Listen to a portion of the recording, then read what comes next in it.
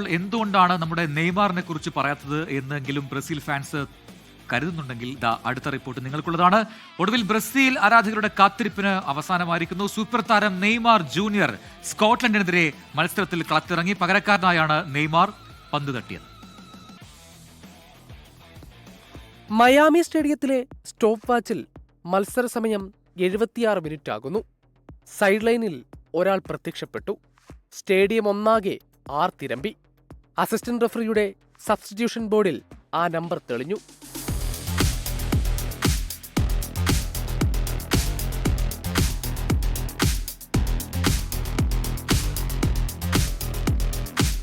Goal scorer മത്തയോസ് കൂനിയെ പിൻവലിച്ച് Neymar junior കളത്തിലേക്ക്. ഓരോ football ആരാധകനും കാത്തിരുന്ന നിമിഷം.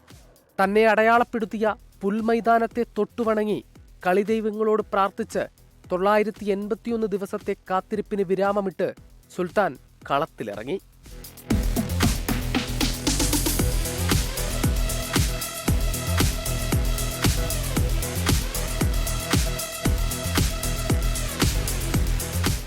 ഇനിയൊരു വേൾഡ് കപ്പിനില്ലെന്നുള്ള ഉറച്ച ബോധ്യം മടങ്ങിവരവിന് ഇരട്ടി മധുരം നൽകുന്നു.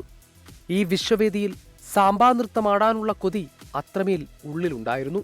അതുകൊണ്ട് തന്നെയാകും ആ കണ്ണുകൾ നിറഞ്ഞൊഴുകിയത്.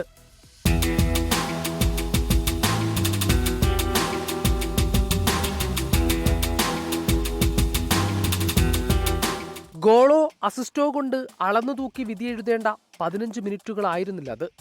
അതുകൊണ്ട് ആ കണക്കുകൾ വിടാം. കാനറികളുടെ 6ാം ലോകകപ്പ് എന്ന ലക്ഷ്യത്തിലേക്ക് ഒരായുധം കൂട്ടിച്ചേർക്കപ്പെട്ടിരിക്കുന്നു. അധികമാർക്കുമില്ലാത്ത അമൂല്യമായ ആയുധം. ഒരിക്കൽ കൂടി നന്ദി പറയാം പരിശീലകൻ കാർലോസ് അഞ്ചലോട്ടിക്ക്. പരുക്ക് വേട്ടയാടുമ്പോഴും നെയ്മാറിൽ അർപ്പിച്ച വിശ്വാസത്തിന്. World cup desk 24.